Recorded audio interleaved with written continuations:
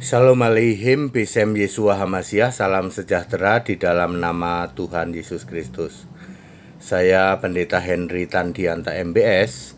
Kita akan membahas sebuah tema, berapa lama Yesus dalam tubuh kemuliaan. Bapak Ibu Saudara, tubuh kemuliaan beda dengan tubuh kebangkitan ya. Supaya kita tahu ya, kalau Yesus itu ada tubuh kebangkitan, ada tubuh kemuliaan. Kalau manusia itu ada tubuh fisik begini, ada tubuh rohani, begitu saja ya. Yesus itu ada tubuh fisik, ada tubuh kebangkitan, ada tubuh kemuliaan ya. Baik, tubuh kemuliaan Yesus adalah tubuh seperti yang dilihat di Wahyu 1 ayat 13 sampai 16. Tidak bisa dipegang, nggak bisa disentuh, tapi bisa dideskripsikan. Mana mata, mana rambut, mana wajah, mana tangan, mana kaki, mana mulut. Beda dengan tubuh kebangkitan yang sedang menampakkan diri. Yang waktu itu misalnya ke Thomas, taruh tanganmu di sini nih, cucukkan di bekas luka. Lalu Thomas berkata, ya Tuhanku dan Allahku. Yohanes 20 ayat 28. Jadi tubuh kebangkitan yang sedang menampakkan diri beda dengan tubuh kemuliaan. Kalau tubuh kemuliaan itu tidak bisa dipegang, tapi masih bisa dideskripsikan. Oh, itu mata, itu rambut dan sebagainya. Wajah Yesus itu bersinar seperti matahari terik. Itu Yesus tubuh kemuliaan ya. Terus berapa lama Yesus itu dalam tubuh kemuliaan? Diperkirakan Yesus dalam tubuh kemuliaan itu cukup lama, sekitar 10 tahun. Begini penjelasan yang Alkitabiah. 1. Kisah Rasul 9 ayat 4 sampai 15. Dimulai membuat tobat Saulus. Saulus lihat sinar yang terang, lalu buta 3 hari. Saulus tobat sampai Yesus itu menyuruh Ananias. Ini bukan Ananias suaminya Safira ya, karena ini udah almarhum ya. Sampai Ananias itu membaptis Saulus. Kemudian nomor 2, memilih 10 nabi ya. Kalau sama Yohanes Pembaptis 10 nabi ya. Memilih 9 nabi perjanjian baru. Kalau sama Yohanes Pembaptis jadi 10.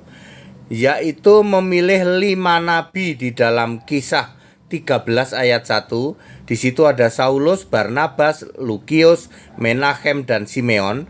Lalu ditambah Agabus, Yudas dan Silas, dan terakhir Yohanes. Jadi total ada 9 nabi. Jika ditambah Yohanes Pembaptis, jadilah 10 nabi perjanjian baru. Nomor 3, mewahyukan penulisan kitab Wahyu. Yesus mewahyukan untuk penulisan kitab Wahyu diperkirakan selama 6-10 tahun. Mengacu pada Wahyu 12 ayat 14, Maria ibu Yesus ikut Yohanes di Pulau Patmos selama 3,5 tahun. Maka 3,5 tahun setelah Yesus disalib itulah waktu dimulainya pewahyuan kepada Yohanes. Kesimpulan, Yesus sebagai tubuh kemuliaan diperkirakan selama 10 tahun. Selama sebagai tubuh kemuliaan, Yesus masih menyebut-nyebut Bapa. Terakhir kali Yesus menyebut tentang Bapa, perkataan langsung Yesus adalah di dalam Wahyu 3 ayat 21. Begitu Yesus sudah benar-benar ya sebagai Tuhan Allah, Alfa Omega Maha Kuasa, duduk di tahta surga, Wahyu 4 ayat 2, maka sejak saat itulah Yesus tidak pernah lagi sebut-sebut Bapa. Shalom Pendeta HTD. Bapak Ibu Saudara, Yesus tubuh fisik, lalu mati, lalu bangkit, tubuh kebangkitan, lalu naik ke surga, tubuh kemuliaan. Yesus dalam tubuh kemuliaan ya, itu sekarang anak domba ya, sekarang disebutnya anak domba. Itu bisa dideskripsikan ya. Ya, tapi kalau yang sudah duduk di tata surga udah nggak ketahuan lagi mana ya kepalanya, mana matanya, nggak lagi. Wahyu 4 ayat 3 itu nggak bisa dideskripsikan. Oke, jadi kurang lebih 10 tahun ya. Maka dari itu, semua rasul itu mengalami dua periode ini. Periode Yesus itu apa? Yesus tubuh kemuliaan sampai Yesus sudah duduk di tahta surga. Yesus mati bangkit naik ke surga, kan para rasul masih pada hidup tuh. Kurang lebih sampai mungkin 40 tahun lagi begitu ya. Ya. Jadi makanya saudara-saudara, karena para rasul ini mengalami dua periode Yesus, malah tiga. Yesus fisik, Yesus tubuh kemuliaan, ini kan para rasul mengalami nih. Yesus fisik, Yesus tubuh kemuliaan, Yesus tubuh kebangkitan, Yesus tubuh kemuliaan. Para rasul itu mengalami tiga periode Yesus ya. Yesus fisik, Yesus tubuh kebangkitan, Yesus tubuh kemuliaan. Kalau kita enggak, kita ini hanya mengalami Yesus sebagai Allah ya. Ya, mengalami tubuh kemuliaan ya. Tubuh kemuliaan itu kalau lagi datang, tapi kan udah enggak sekarang ya. Berarti kita mengalami Yesus Allah ya, yang tidak bisa dideskripsikan. Maka dari itu beberapa rasul menulis ya, ada perbedaan. Ini menunjukkan waktu, contoh ya. 1 Korintus 10 ayat 32 itu menulis jemaat Allah pakai J huruf besar. Jemaat Allah. Tetapi itu tulisannya Paulus kan, 1 Korintus 10 ayat 32. Jemaat Allah pakai J huruf besar. Artinya Yesusnya sudah jadi Allah, sudah duduk di tahta surga. Tapi Paulus yang sama menulis juga di dalam 1 Korintus 1 ayat 2, jemaat Allah pakai J huruf kecil. Kalau pakai J huruf kecil, Yesusnya masih tubuh kemuliaan. Kalau J huruf besar, jemaat Allah, Yesusnya sudah duduk di tahta surga. Ya, Anda cek aja ya. Semua kata jemaat Allah yang J-nya huruf kecil itu artinya Yesus masih tubuh fisik. Itu juga ada di Matius berapa ya? Matius 16 ayat 18 ya toh. Jemaatku, J-nya pakai huruf kecil. Ketika Yesus masih manusia, jemaatku, jemaat Yesus itu J-nya huruf kecil.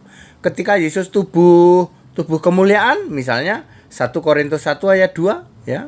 Demikian ketika Yesus sudah Allah, 1 Korintus 10 ayat 32 dan berbagai ayat yang lain. Karena para rasul mengalami itu. Penyebutan Bapa itu stop ketika Yesus sudah duduk di tahta surga. Makanya beberapa kitab para rasul masih nyebut-nyebut Bapa ya no? Masih nyebut Bapa, tapi Bapa yang dimaksud tentu saja Bapa kekal Yesus Kristus ya. Bapa tidak pernah disembah jadi Allah, supaya diingat saja ya. Gitu ya. Anda yang tidak paham ini memang pusing saudara. Memang pusing. Kenapa kata Bapa terakhir kali muncul ada di dalam Wahyu 3 ayat 21. Sedangkan Wahyu 14 ayat 1 itu anaknya, nama anaknya dan nama bapaknya itu menunjukkan waktu, bukan menunjukkan eksistensi ya. Artinya pemilihan 144.000 itu berlangsung sebelum rapture. Baik Bapak Ibu, clear ya berapa lama Yesus dalam tubuh kemuliaan? Kurang lebih 10 tahun ya. Clear? Anda yang masih bingung, loh itu Pak, Wahyu 12 ayat 14 itu perempuan itu diberi sayap lalu bersembunyi atau dipelihara 1 masa, 2 masa dan setengah masa, artinya 3,5 tahun.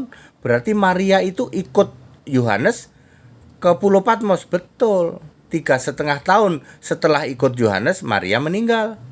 Jadi Maria itu meninggal kurang lebih 3,5 tahun setelah Yesus disalib ya. Ayat Alkitab very clear. Tapi kalau Anda nggak ngerti ya tetap aja mampet ya toh. Tetap aja tumpul pikirannya. 200.000 pendeta nggak ada yang ngerti loh Wahyu 12 ayat 14. Apa sih maksudnya? Itu perempuan diberi sayap lalu dipelihara 1 masa tambah 2 masa tambah setengah masa di padang gurun. Maksudnya apa? Perempuan itu kan Maria. Di dalam Yohanes pasal sebelum Yesus meninggal itu, Yohanes ini ibumu. Jadi Maria ikut Yohanes. Terakhir kemana? Ke Pulau Patmos itu. Setelah 3,5 tahun ikut Yohanes, meninggallah Maria. Jadi Maria itu meninggal di mana? Di Pulau Patmos. Kalau gereja Katolik bilang Maria meninggal di mana nggak tahu. Di Roma katanya. Katanya ini makam Bunda Maria katanya. Aduh. Ayat Alkitab nulis tuh di Pulau Patmos. Dikuburnya Pulau Patmos itu sekarang jadi apa ya nggak tahu deh, di kota mana itu ya. Siprus apa di mana Pulau Patmos itu sekarang ya. Silahkan lihat di Google Pulau Patmos itu ada di mana itu. Ya, Maria dimakamkan di situ, di Pulau Patmos. Baru setelah itu Yohanes menerima pewahyuan untuk kitab Wahyu selama 6 sampai 10 tahun. Ya. Ya, jadi tahun 33, tahun 43 lalu Alkitab ditulis, pewahyuannya saja 10 tahun lalu ditulis. Lalu semua ini akan selesai tahun 70 Masehi, bait Allah dirobohkan. Udah clear, ya. Baik, pada Cika dan Claire, segala hormat kemuliaan untuk Yesus Kristus, satu-satunya ayah Allah yang benar. Yang begini nggak ada pendeta bisa menjelaskan, nggak ada. Semua pendeta dan romo produk teologi nggak akan bisa menjelaskan gini. Mau modalnya batuk nonong, mau modalnya badan bulat kayak bola, mau modalnya badan gede, mau modal usia tua, nggak ada yang bisa jelasin kayak gini. Selama Anda masih memakai teologi, ya, pakai Alkitab aja. Teologi itu berlemari-lemari itu bakar, bakar buku-buku teologi, ya.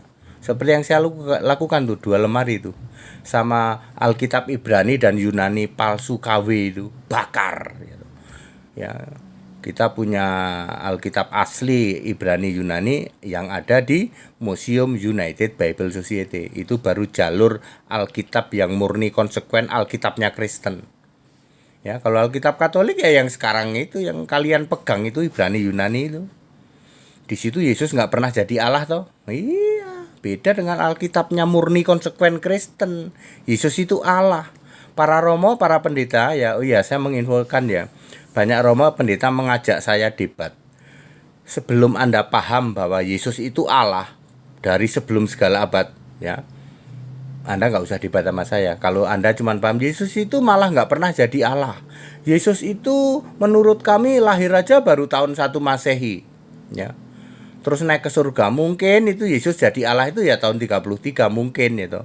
Anda yang masih begitu nggak usah debat sama HTD. Anda harus paham dulu, Yesus sebagai Allah itu sebelum segala sesuatu ada. Makanya Yesus punya gelar Alfa, yang awal. Sebelum ada langit, sebelum ada bumi, belum ada manusia, belum ada surga, belum ada malaikat. Yesus sudah ada. Siapakah Alfa Omega? Aku, bukan Bapa. Alfa itu aku, yang awal itu aku. Aku itu siapa? Yesus. Ya. Jadi yang menciptakan Adam siapa? Yesus. Yang membentuk Adam itu Yesus. Sebelum Anda paham yang beginian, nggak usah debat sama HTD. Nanti cuman tak ledek, tak gajul kamu, ya. Cuman maki-maki pakai bahasa kebun binatang, bahasa rumah sakit jiwa, bahasa toilet gitu. Seperti Nabi Teh Celup itu ya. Baru muncul bahasanya sudah bahasa kebun binatang gitu. Reneo tak gajul kalau saya begitu ya. Anda nggak akan bisa ya debat sama HTD sebelum Anda memahami bahwa Yesus itu sudah jadi Allah dari sejak sebelum segala abad. Sebelum ada segala sesuatu, makanya Yesus bergelar yang awal. Ya, haleluya, amin.